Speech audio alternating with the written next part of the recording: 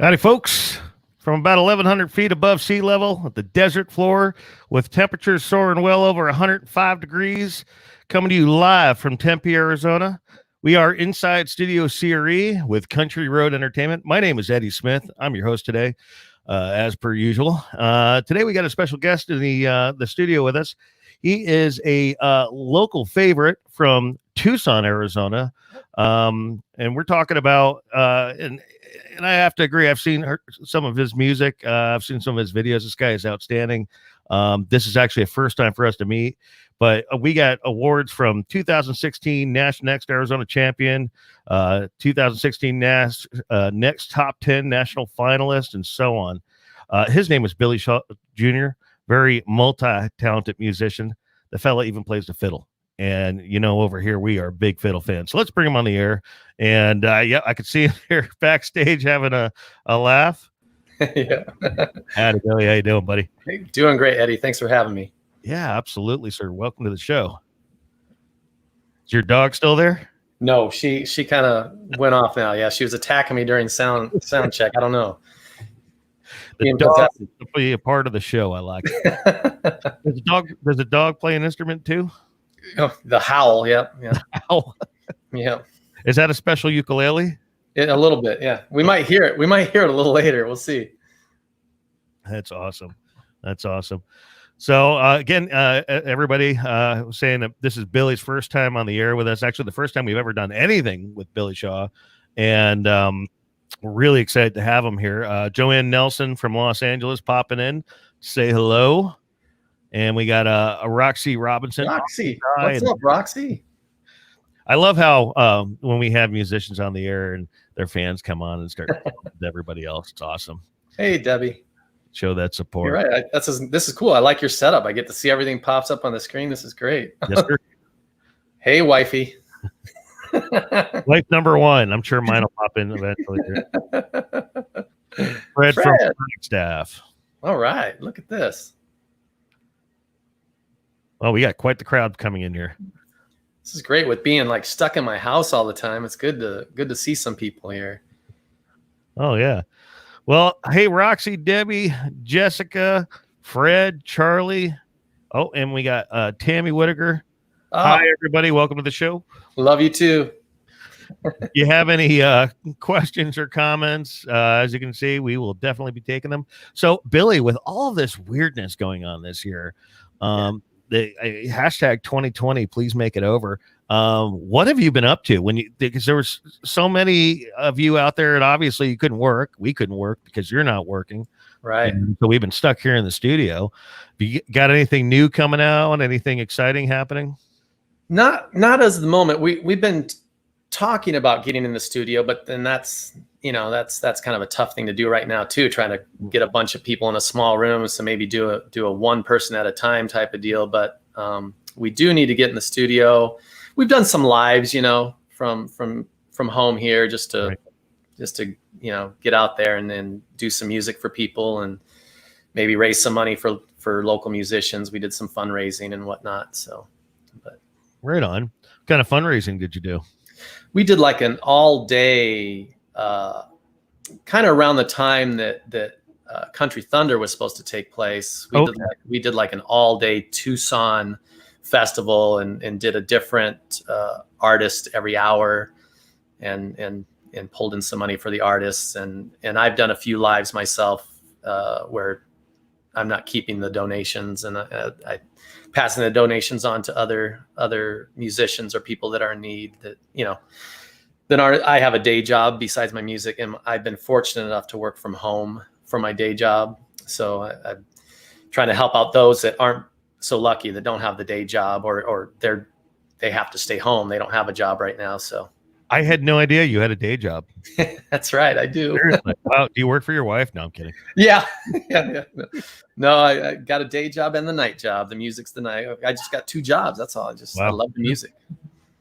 Well, I have two, fortunately, and I run both out of here. And then my wife, God bless her, she works for us part-time. And we just, when I say it's a family business, I was able to convince my daughter for school credit. I'm not really sure if they're going to accept it, but maybe no, she's at church camp, so she's not watching this. But but we got her now doing data entry for us on the website and everything like that. So it's definitely a family deal over here. You must have seen. So she said that was a great show. We did something similar. We had a and that camaraderie in music in Arizona is amazing. And there was a local musician and his girlfriend. She's a singer. They had her brother was in a really bad accident, so we did an 8-hour live stream up here, and it looks like it went a little fuzzy. Podcast people won't care about that. Oh, good. It's not the beer. I thought it was my beer. You're getting blurry there. Oh yeah, that would be the whiskey. But we did a 7.5-hour stream, and I produced it. Wow, what a lot of work! But we had so many, we had musicians coming in every 30 minutes. Both on site as well as coming in remotely. It was a ton of fun. Raised a lot of money. They haven't announced it. I know it was a lot, but they haven't announced what it was. Yeah, that's great. You're right about the camaraderie though, and with the music. I mean, it's just it's awesome. It's not it's competitive in a sense, but it's also a competitiveness aside. Everybody wants to see everybody do well, and when someone's in need, everybody comes out and helps. It's 100%. It's cool. Amazing. Seriously. And I've been involved in a few of these, and it's you get on the phone, you start making calls, and you'll get, 9 yeses before you get I may have a gig that day. Yeah. Or let me get right. I mean, it's amazing. They just jump right on it. Everybody wants to help. Yeah. Although I feel bad when people don't really talk and then they try to do these fundraisers at the same time. And then you got one that's got 12 bands, all day when they really only needed 6, and the other one gets nobody. I mean, I was at one years ago, and I got a text, "Hey, you need to come down here." I'm like, "Oh, okay, all right, fine. I was there last night, but I'll come down." I walk in, and a band was packing up, and I'm like, "Where's your next one?" They're like, "We don't have one." I'm like, "You have 4 hours left in this fundraiser, guys." That'd be a problem. Yeah. Logistics. Yeah. So what do you do for a day job, if you don't mind me asking? Yeah, no, I don't mind you asking. I sit at a computer all day, and I guess the short answer would be I do data analysis for the automobile industry. Oh. So I'm a wildcat. I went to the University of Arizona. I've been doing music my whole life since I was a little kid, but I have a degree in applied mathematics, and so I do math and computer stuff for. Oh, fair enough. Yeah, I have a similar background. I think we may have talked about it. I have a background in IT engineering, which I don't like using. I don't. Over 20 years in that field, it was brutal. Yeah, I got lucky. I got in with a good company. It's they're like family. So I've been there ever since college. So I'm looking at this comment on your biography, and says friends call Billy a high-tech redneck. Mayberry meets Star Trek after the George Jones song. Yeah. Where did you come? Where did this start? Smooth? It would just be, I guess, because of the song. Because I'm kind of like a Star Wars and Star Trek, and I'm a nerd. I'm a dork who does music, and so that kind of fit as a high-tech redneck. I grew up. I wouldn't say redneck. I was probably a hybrid redneck white trash. Cars on blocks in the front yard, and it was. Hey, we had a gas pump in our front yard for a long time. Yeah. It was a solid upbringing. I mean, we were poor, but my mom, taught me right. I got spanked when I got out of line, and she taught me how to respect other people, and we just didn't have all the niceties that other people may have had, but I didn't know any better. I didn't know until I got older and started to compare things with other people, friends. And I'm like, dang, but yeah, so I was but I always loved technology, and as a kid. And so and all the nerdy stuff. So high tech redneck, there you go. Okay. No, I can totally relate. 1 minute I could be coming back from the creek covered in mud, and then I'm up there on my Apple II, and I think it was 85 or 86.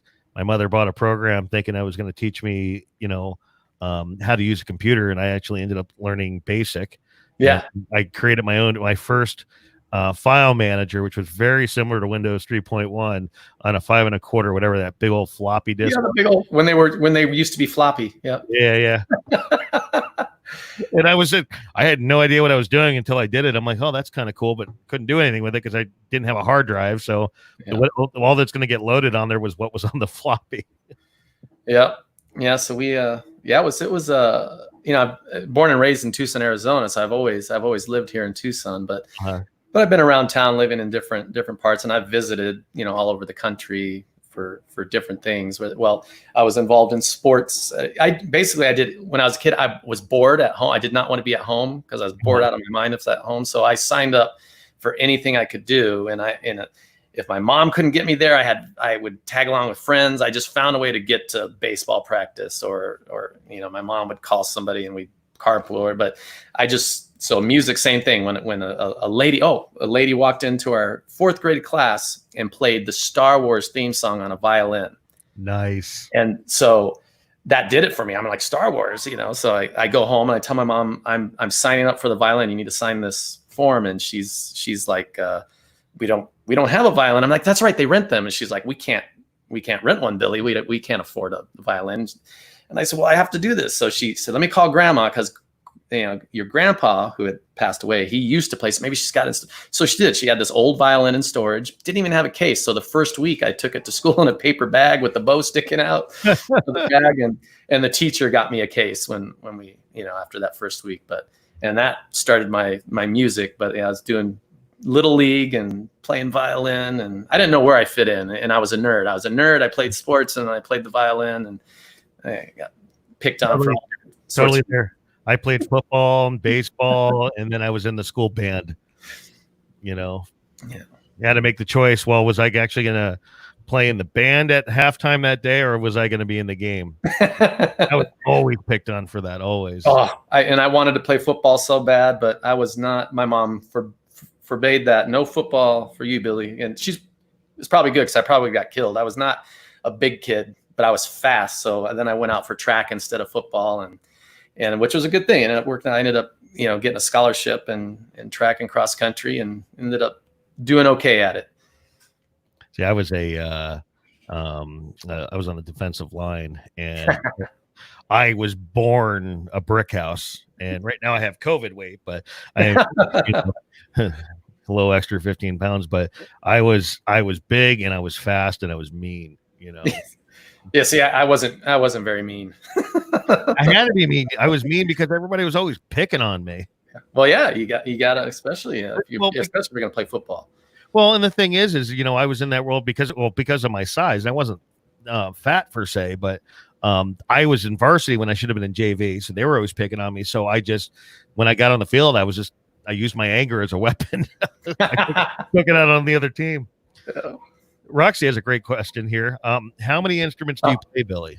I don't play as many as I used to because I just haven't played them. But obviously in a given show, mostly fiddle and guitar plus singing. But I also do, I might bring out the harmonica or mandolin in shows. Back in the day, I used to in church, when I did church music, I played drums and I played bass and played a little bit of keys, but little jaw harp. Wow. So you're all over the place. Anything I want to grab, and basically I played violin for most of my childhood, or all of it. And when I went to college, I kind of got bored because I was trained classically, and I got bored of the classical music, and I just didn't want to do it anymore. So I put it away, what I thought was for good. And I like, hey, let's get guitar. Guitar's cool. Girls love guitar, and you're going to college, you want to be cool. So I bought a cheapy guitar and started to learn how to play guitar, and did that. And then later, the violin came back into play when it was like someone asked me, hey, can you play fiddle? And I'm like, I don't know. Let's give it a shot. That sounds like fun. And then I knew, I'm like, that's how I was meant to play it. I nothing wrong. I mean, the classical background helped me tremendously, and just the foundation, but the passion of just being able to fiddle was where my heart was at. And then I had a kind of a rekindling of love for the violin at that point. Excellent. A lot of people actually tell me that they started playing in college to meet girls. Yeah. A lot. Yeah. Yeah, I mean, I'll give you an example. Like Ryan Bexley, he's out in Nashville now. I don't know if you know him. I know the name. Yeah. Yeah, he played a lot. Like when he was here in college, he played football at ASU. He's a Sun Devil. Yeah. You know, and you see, oh, you guys with Tucson. Whenever I mention the Sun Devils, I know. I'm biting my tongue right now. well, you can't see it. Okay, so my wife and my is from Tucson. She's big Wildcat fan. Oh yeah. Go But she Cats. doesn't watch the games, but she's a Wildcat fan. And then the kids are programmed this way. So nobody wants any Sun Devil stuff in the house. So the only thing that I have, and I told everyone it's off limits, and it's behind me on a shelf, and it's off frame right now, but you can see it from when you look in the door. And that's a testament to it's my office, it's my studio. And you will be reminded that your father likes the Sun Devils. Hey, that's your house, man. That's how it goes. But I'm not allowed to have anything else. So I'm actually getting cornhole boards made. One's got Sparky on it, and then one's got the Wildcat. And then we'll see who wins there. It's Wilbur, by the way. Wilbur. Yeah. Uh-huh. It's Wilbur. Wilbur the Wildcat. Wilbur. I'm just in case anyone's down the hall. Wilbur. Really, that's the best I could come up with. Come on, that's working, man. Wilbur's the bomb, man. Well, and Drew Cooper was a cheerleader for them, right?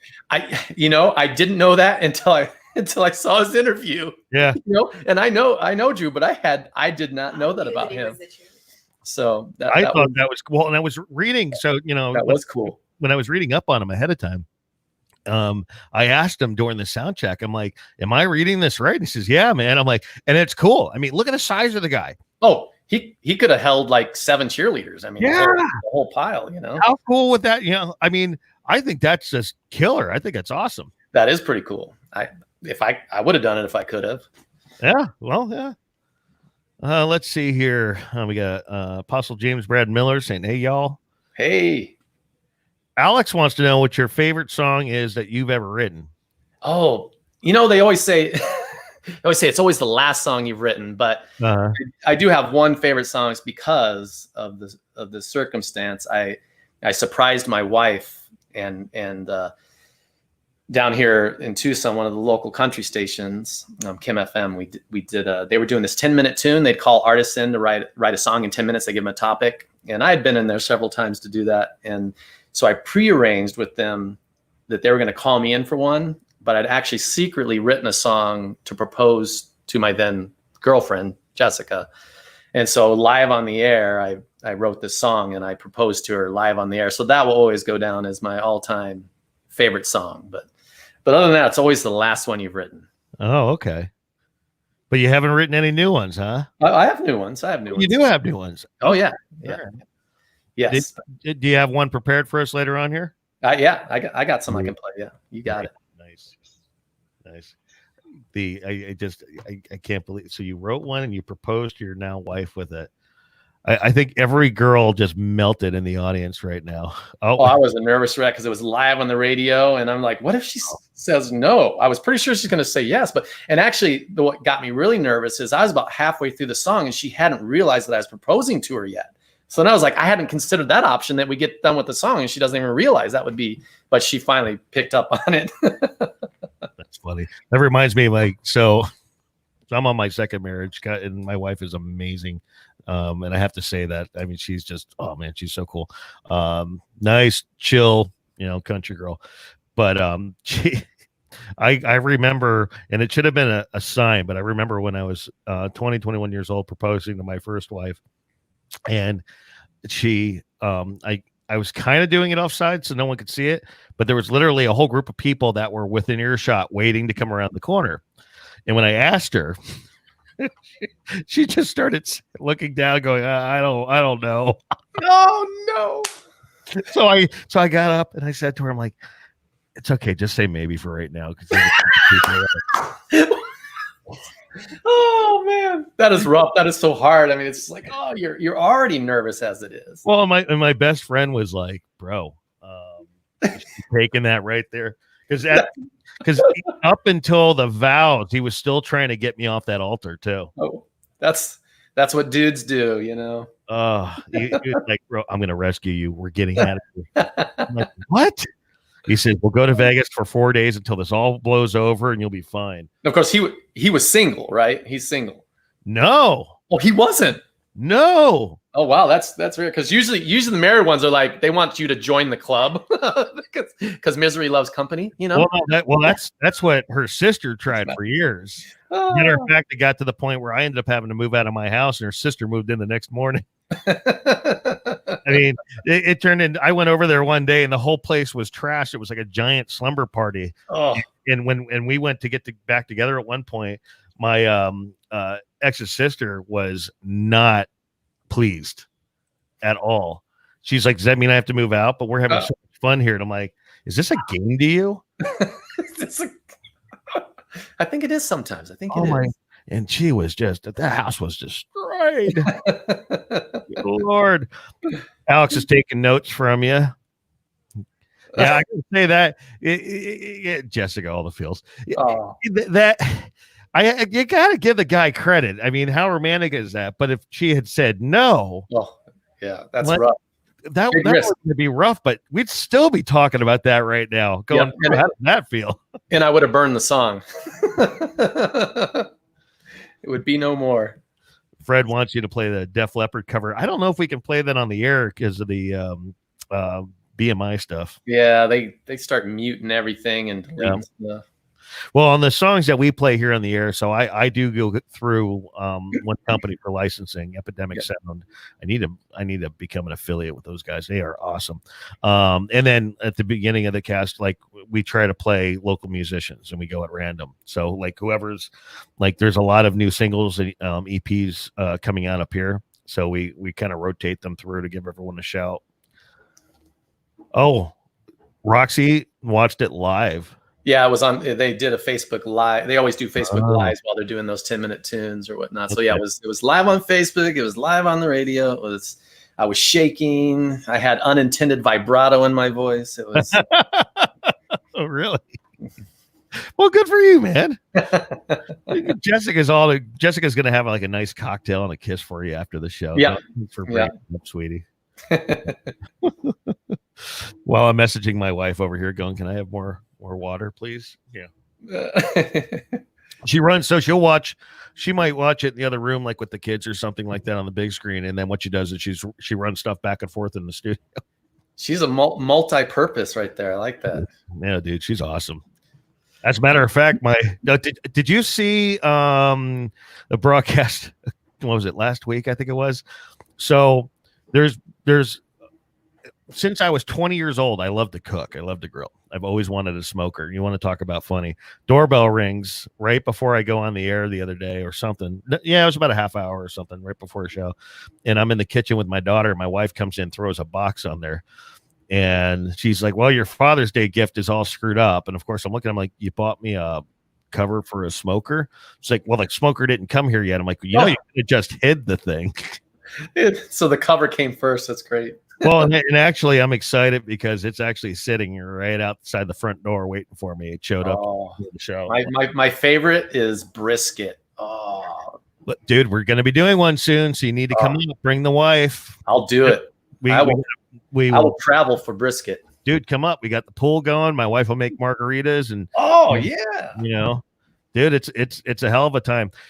We love it too because I'll set up a soundboard and a couple of speakers and maybe a monitor out there. And if anybody happens to bring a guitar, check in my back pocket. It happens a lot. My kids love it. Like random musicians will show up and just grab a guitar off the wall and start playing. Hey, that's what they're for. That's it. I love it. So let's see here. Well, let's switch gears. Let's play. Figure if we can get a couple of your songs in today, it'd be pretty great. Sure. For those of you just tuning in, this is Billy Straw Jr. Oh, then right here is there you go. Billy Straw Jr. out of Tucson, Arizona. Now we're gonna have him play one of his originals right now. And then when we come back, I want to talk about all these flipping awards you have, dude. Sure. I want an award. Again, who talks the most all year? That's E.Smith with you. Saw you walk in on a Saturday night. Dance floor was hopping, I was thinking I might drink up some courage and ask you to dance. My heart did a two-step when you said yes. One date led to another, then three, then four. And after each one, I walked you to the door, hoping that you might be my last first kiss. Baby, let's do this. Don't leave my lips hanging. You got my heart racing. Let's both lean in like they do on TV. My heart can't wait another beat. Don't leave my lips hanging. You got my head spinning. Can't you see me over here with lips like a duck? Come on, baby girl, seal the deal, pucker up.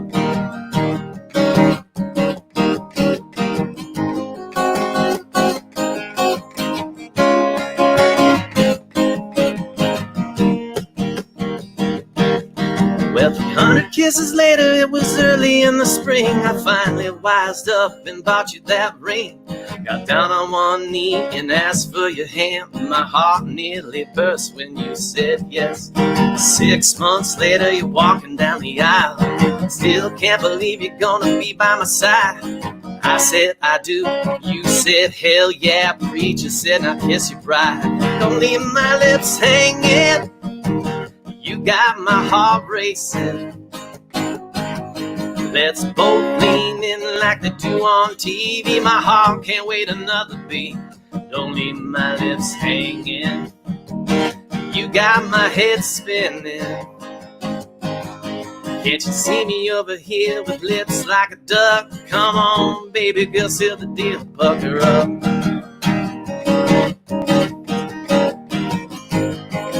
It's normally a guitar solo here.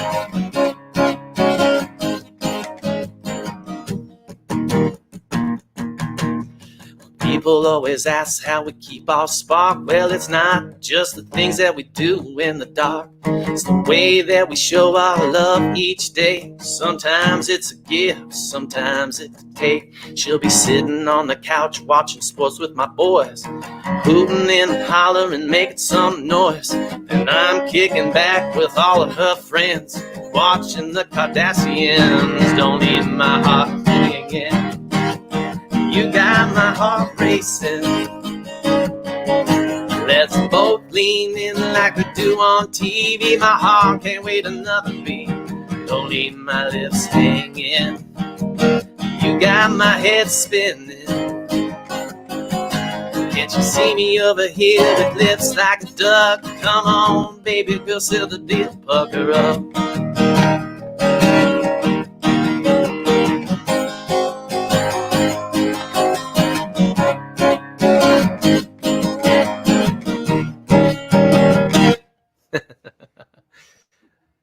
Did you really give the Kardashians a shout in that? We did. We did. Because it's something, you know, it was kind of, the song was about that, you know, that nervousness of trying to get that first kiss, this girl you're just crazy about, and you're nervous, you want to get that first kiss, and then you're in that position where you'll just do anything for each other. You know, she's hanging with my boys with me, and and I'm hanging with her girls, and we're doing the girl thing, she's doing the boy thing, and about sharing and compromising. Just I heard Kardashian. That's a good song. Now, is that available on an album or that one? That one, not yet. We don't have that one. We haven't gone to studio with that one. That one's one of my newer ones. The only ones we've kind of gone to studio and demo is my Cowboy at Heart and the one I proposed to my wife, the I Will If You Say I Do. Mm-hmm. But yeah, I need to get in and get a proper, you know, I write these songs, I do rough demos of them, and then I move on. I just haven't gotten to the point where I've tried to make a full CD. I've just got odds and ends out there, and then a notebook full of unfinished songs. Oh wow. You need to get with Donnie Grubb. You know Donnie? No. Dude, you have to give me some info. Yeah, I'll get you some of Donnie. No, so he's got the Donnie Grubb band up in AJ, but he is God, he's a hell of a musician, but he does a lot of recording. He always says he's got the studio is in an undisclosed location. No idea. You don't want people to know where your gear is. But yeah, he's got a bit of gear. But actually, yesterday was funny. He was playing on an acoustic guitar and it was literally falling apart. He had the neck screwed on with drywall screws. He's had that. He was like, "Bro, this is like the first guitar I ever bought." I'm like, "Wow." Yeah. But he does tracks. He records tracks out of there for like musicians in Nashville and stuff. Oh yeah. So Jessica's chatting. That was her. She wanted me to work that line in. So she actually helps with a lot, like that whole hook, the whole "Don't Leave My Lips Hanging." That was her. I was coming off stage at a show one night and she was trying to give me a kiss and I didn't notice she was trying to give me a kiss. And so she's like, "Hey, don't leave my lips hanging." And we both looked at each other. We're like, "That's a song." So then I went and then she had a couple lines. She says, "Work this in somewhere," and so she helps a lot with the songs and some of the lyrics and whatnot. She'll put little pieces in and I'll fill in the in-betweens. But don't you love when you have that like husband and wife team thing going on? Yeah. So I know that's what we have here, Speaking of, here's wife number 2. I knew she was going to show up. There's my darling wife, Mrs. Smith. Hey, Carly. Like the moment I feel bad for everybody on the podcast because they can't see what's going on. But for those of you listening on the podcast, and now it's probably Tuesday when you're hearing this, just go to Facebook, go to Twitter, go to YouTube, and you can watch them stream. Watch all the comments pop up. Oh yeah, they're laughing. That's funny. So let me go back to this screen, Mr. Producer, who failed and lost the screen again. Okay, so I'm counting in your bio. You have, and we talked about this in your intro. You got 5 awards now. Sure. I if you say so. I don't really keep track, so to speak. I'm aware of. I've done some pretty cool things that I've been blessed and lucky. You're being modest right there. See how modest he's being. A lot of it's luck. A lot of it's it's hard work too. I mean, you got to put in the work. But even if we put, the thing is, I know so many people that put in more work than I do. So and they, and people that put in less work and they're very successful. And it's just sometimes you're in the right place at the right time and do the right thing, sing the right thing. Well, a lot of that really. I mean, that's such a strong statement. Right time, right place, right time.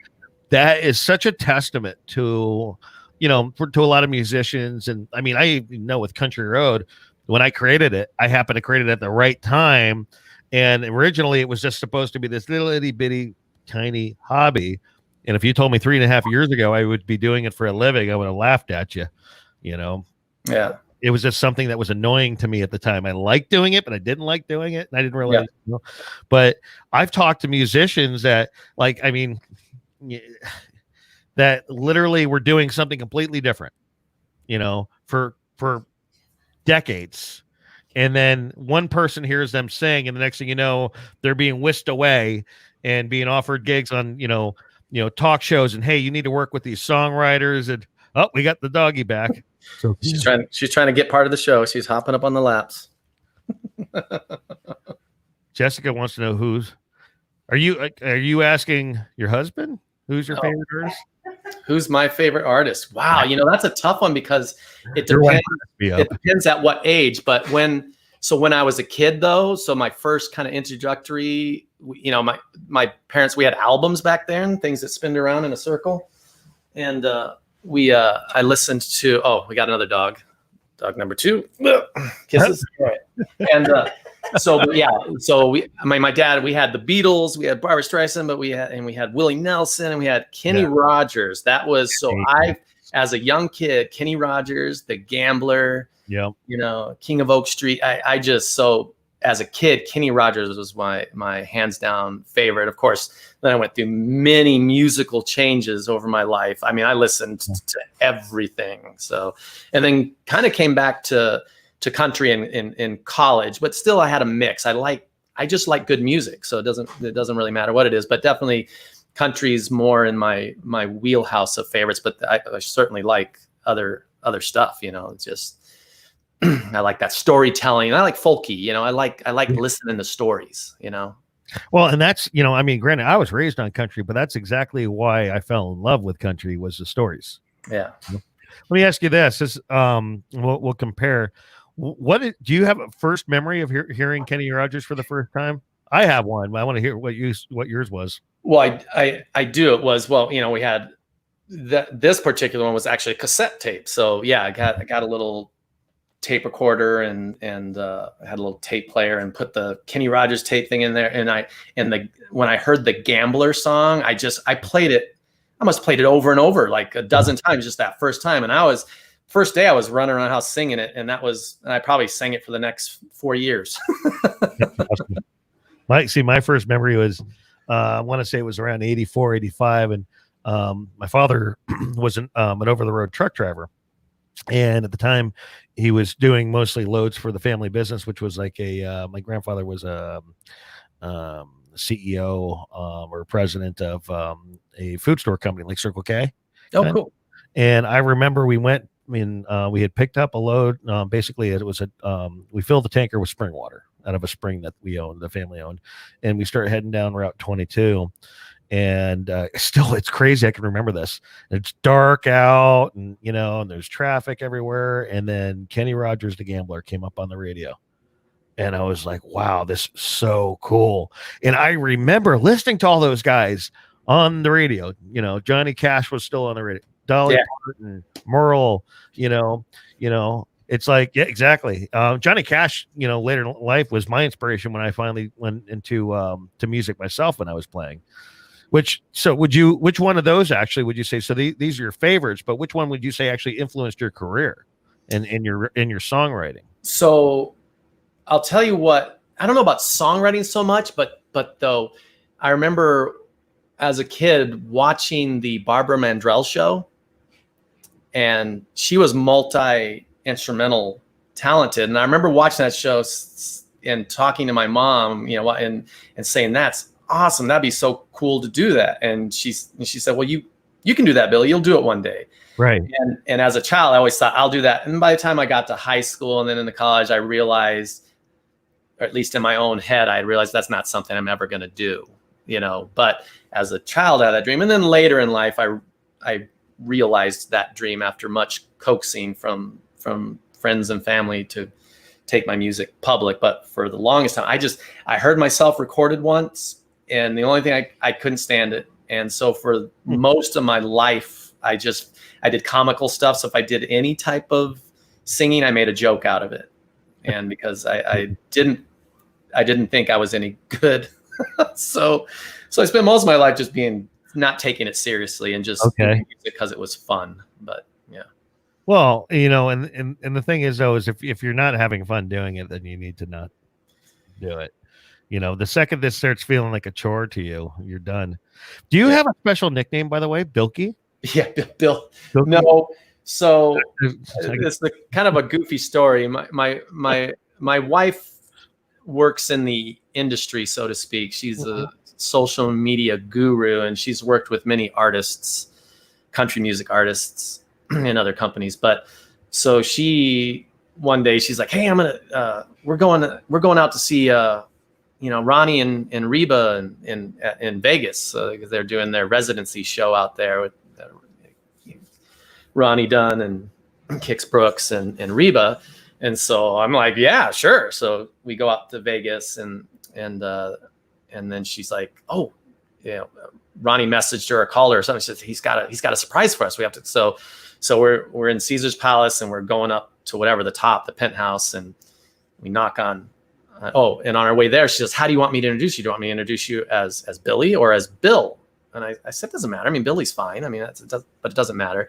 So Ronnie answers the door, and she said, "Oh, Ronnie, this is my boyfriend, Billy." And Ronnie's like, "Well, which is it? Is it Bill or Billy?" And so the whole night he started referring to me as Bill Billy. So I am known as Bill Billy by Ronnie Dunn. Hold on, let me have the right track for that. You got buttons. Oh man, I got all kinds of stuff going on here. I actually would have more, but then we couldn't hear you. For some reason, when they designed the board, they shared 3 of the buttons with my track or with the channel that's actually coming in from the internet. When you come in through the studio, you're routed back over USB to the board where I have it somewhat mixed, and then it pushes back out. But they share. I'm sharing digital space with sound effects. Yeah. Those are my roommates, my digital roommates. All right. Yeah. If I hit it, nothing happens. Hey, cheers, everybody. Again, folks, for those of you just joining, this is Billy Shaw Jr. out of Tucson, Arizona, and this is Inside Studio CRE with Country Road Entertainment. Be sure to smash that like button, give us a share, show us that you love us, and hit that follow button. Hit that follow button. See, all those little things are free, and it shows Facebook that you like us, and then it expands our reach. See, Mom, somebody likes us. That's right. Jessica, I knew it was a typo, honey. I was just having fun with you and your husband. we try to keep everything very laid back here. I like that there we have like basic talking points, see where it goes, have fun with the audience, have fun with the guest. I'm not one for being a stiff interviewer. Someone told me one time, send me a list of questions. I sent them 20 random questions. They're like, okay, cool. I asked 2 of those questions. Yeah. Like, why'd you do that to me? And I'm like, because it's not how it works, man. No, there's no prepping. No, I mean, I could give you rough ideas. I mean, every interview has its standard questions. Sure. But if you want to actually have fun, let the whole thing. It's a living, growing, changing thing during that hour. Your wife cracks me up. We got to get her and Carly together. I'm sure we might destroy your house. It's just the way it goes. It's been our housewarming party. Was it our housewarming? Yeah, it was our housewarming party. Was the same night as homecoming for my daughter, and the house literally was destroyed. For weeks, I was finding beer cans and random places. They were in the bathrooms. My wife was living. And she's like, you and your musician friends. I'm like, what do you want me to do? She's like, I don't know. I think we need to have, stop inviting musicians over. I'm like, that's all my friends. That's it. Yeah. Just don't feed them. If you feed them, you'll never get rid of them. But if you don't feed them, you can get rid of them. We have a desertscaping out front, but then I have this wild grass that I've been trying to get rid of. It's like that big, I call it the ducktail because it makes me, picture when I'm hunting and there's this, yeah. But I'm looking at it one day. I pull in with my pickup truck and I just see this flash of light. I'm like, hell, I'm looking in there. I'm pulling out Coors Light cans. I'm like, when were they even out front of the house? By the pool. I think I have like, literally just a few friends that are good friends that are not musicians. I mean, that would eliminate my whole circle. Of course, but my wife is like super fun, but man, if we annoy her, then it's like we get put into the corner. Go to your corner. That's right. Yeah. Well, no, you just do it without being told because you're in trouble. She's a mom, dude. She's got 2 kids, but according to my mom, she's got 3. Apparently, even at 41, I'm considered almost 41. I'm still considered one of the kids. Yep. And if one kid gets in trouble, they're all in trouble. You're next. So just goes downhill. So you got another one you want to play for us? Sure. Awesome. Absolutely. What you got here now? Why don't I do my proposal song that I did? Oh. There we go.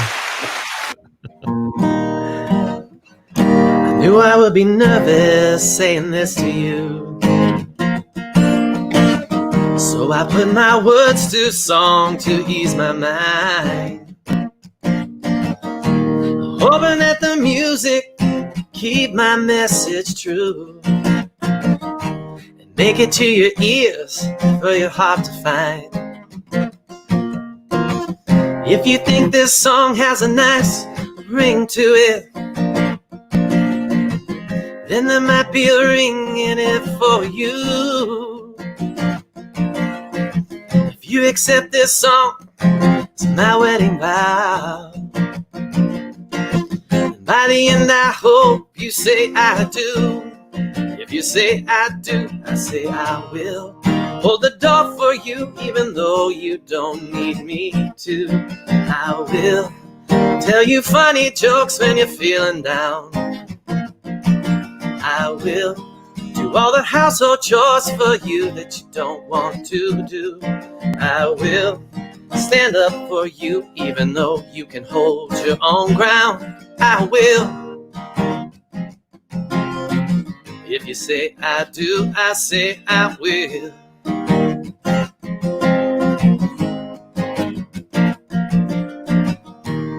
know I make you crazy, and I'm stubborn too.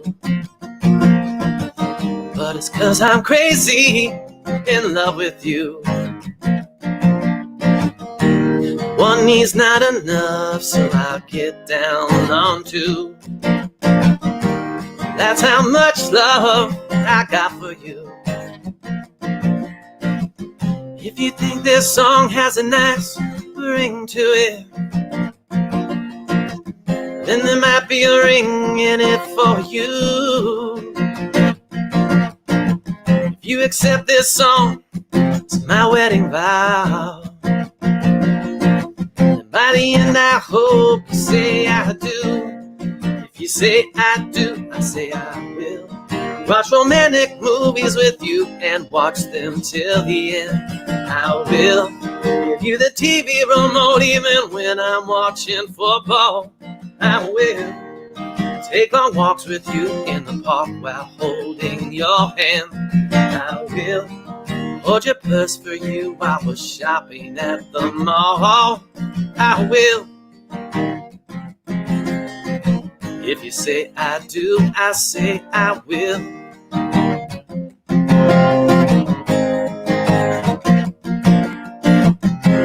I don't do these things 'cause I think you need me to. No, I do 'em for the love I have for you. Oh, I will. If you say I do, I say I will. If you say I do, I say I will. If you say I do, I say I will. Oh, baby, I will. And she did say yes, right? She did. Otherwise, that song would be no more.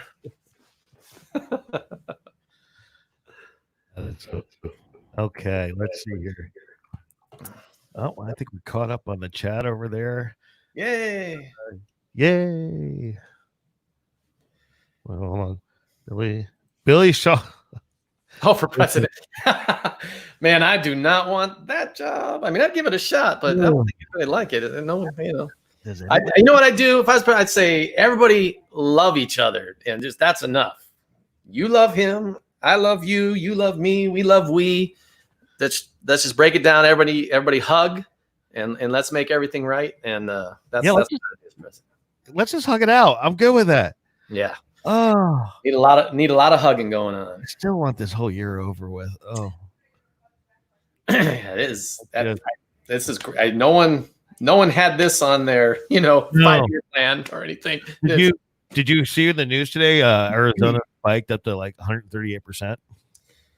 I didn't see, but I've been noticing. I kind of checked the numbers, so I didn't know the exact percentage. But I watch. I'm because I'm a math nerd. It's terrible. Yeah. So I'm watching hospital bed space and ICU numbers and percent positive testing.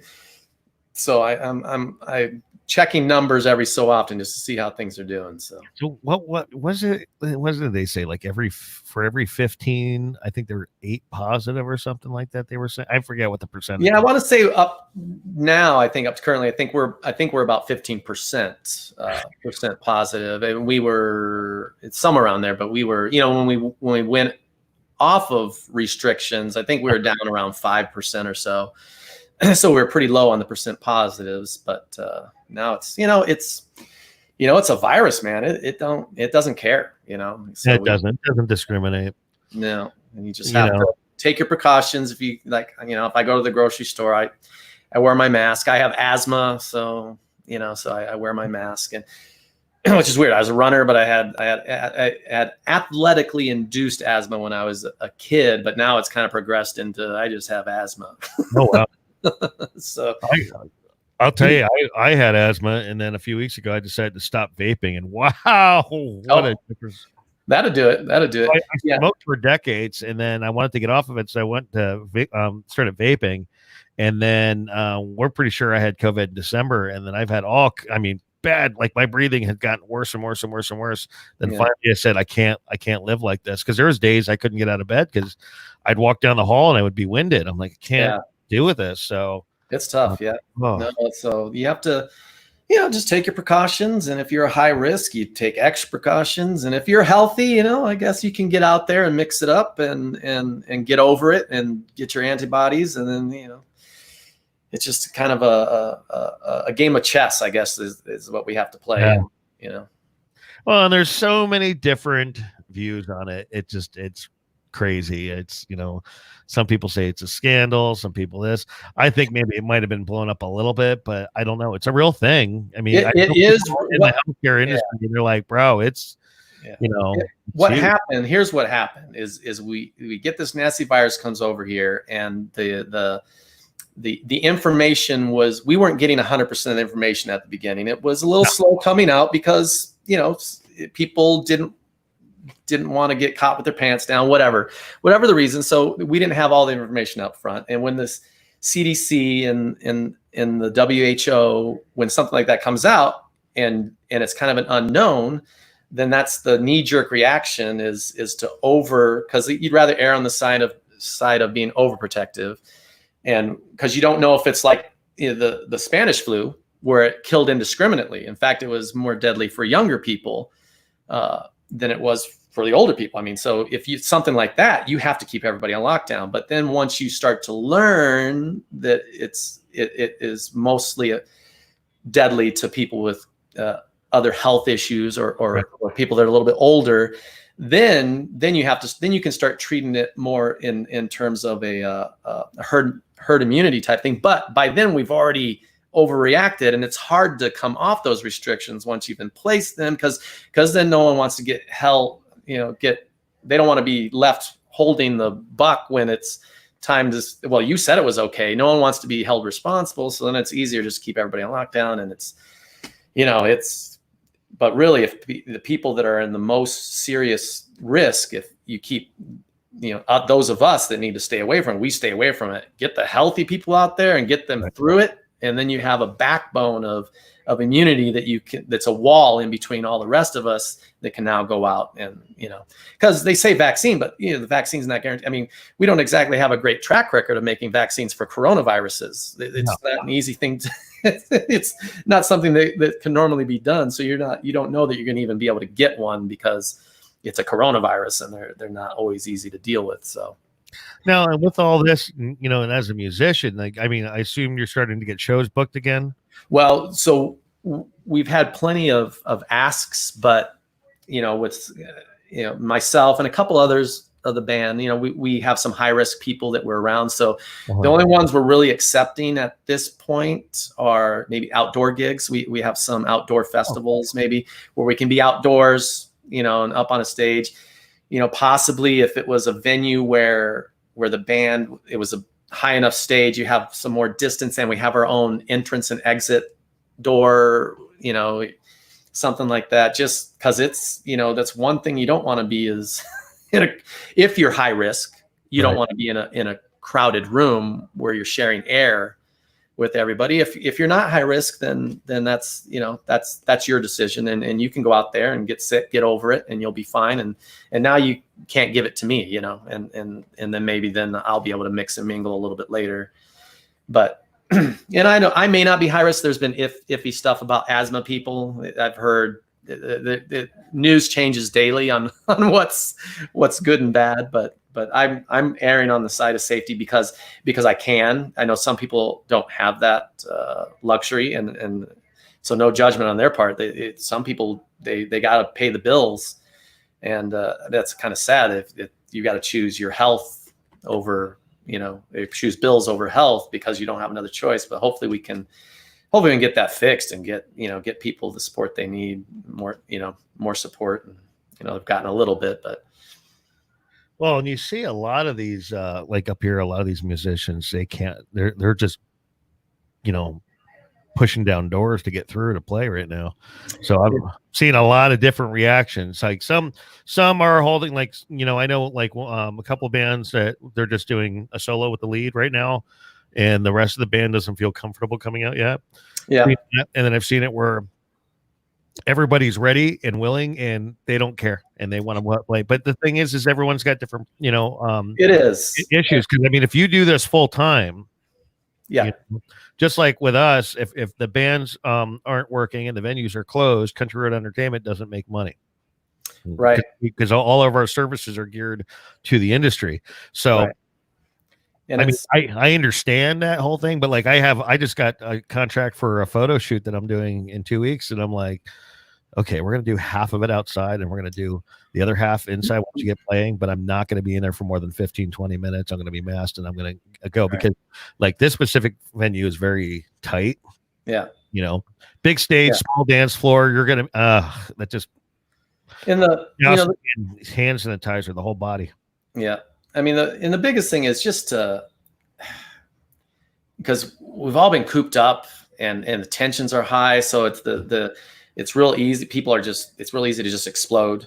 But you just really have to remain calm and just have patience with each other. And, we come from, there's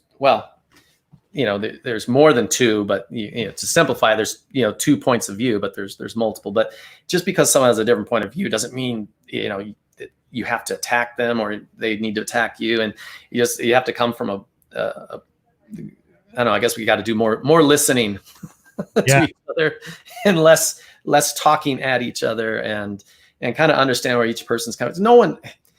Everybody I know, I know everybody I know, they're good people. Everybody's got a good heart. I maybe in my entire life, I've run across a couple of evil people that truly are, they want to do harm to people that I personally knew. But other than that, everyone that in my life has been good-hearted people, and most of them have impacted my life in a positive way. I mean, that they personally helped me get to where I am. And if we looked at everybody that way, that most 99% of the people out there are that way. We're all good-hearted people. We want to help each other. We have different experiences, so that can come across,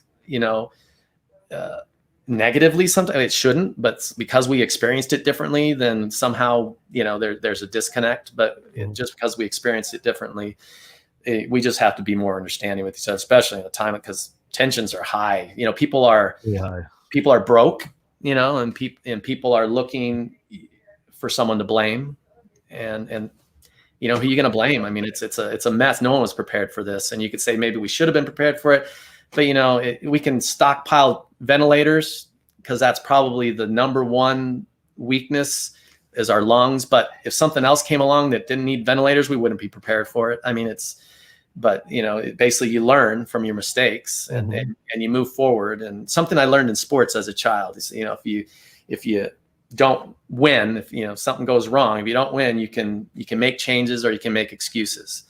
And so we just need to make changes and move forward together. And I agree. And it's, I've been saying to everybody, because everyone's like, like you were saying with the tensions being so high, what are we going to do? What's going to be the new normal?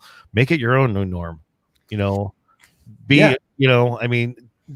look at the silver lining, be a positive human being and make your own normal. Don't worry about what everyone else is saying. Don't worry about what social media tells you. Don't worry about my goodness. But please don't do what social media is telling you. I mean, look to people you respect, and those people strangers you pass on the street, they're trying to do the same thing you are. They're trying to pay bills. They're trying to feed their kids. They're trying to keep a roof over their head. You're the same person. We might think we're so different that we can't get, but we're not. We're so much alike, everybody. Even if you have differing views on hot topics of politics, you're all trying to do the same thing. And why not give somebody a hand, and have some patience. I 100% agree. 100%. And the thing is if you exercise a little patience and a little self-control, you'll find that everything just kind of falls back into place. Yes, really does. I was a reactionary person in my earlier years, and it wasn't healthy. I would react to everything, and so I guess with age comes wisdom. To learn to just not react, take it in. And I've learned to try to understand where the other person's coming from before I respond, you know. Mm-hmm. And that I try not to take things, it's easier said, I try not to take things personally. I try to take things that this person is in a circumstance that's causing her to behave this way. And I don't know that circumstance. So I need to, you know, maybe, you know, leave some room for some grace and understanding in that they're in something that I don't get. And I need to, you know, respond accordingly. Oh, I used to be working in IT. I was a very reactive type. You're constantly under attack, and it's like the older I get, I'm like, I got to calm down. I'm going to have a heart attack. Yeah, exactly. Yeah, it's actually bad for you. I mean, you might be acting out people, but it's bad for you. You know.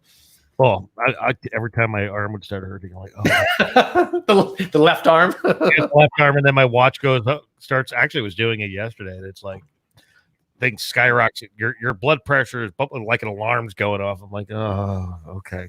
Yeah. Breathe. Play some country music. Play some Billy Shaw Jr. Oh. Relax. So we're about out of time here. Let's get into some plugs for you. So let's tell the folks where they can find you online. Oh yeah, BillyShawJr.com, which take you to my Facebook, Billy Shaw Jr. everywhere, basically. Billy Shaw Jr.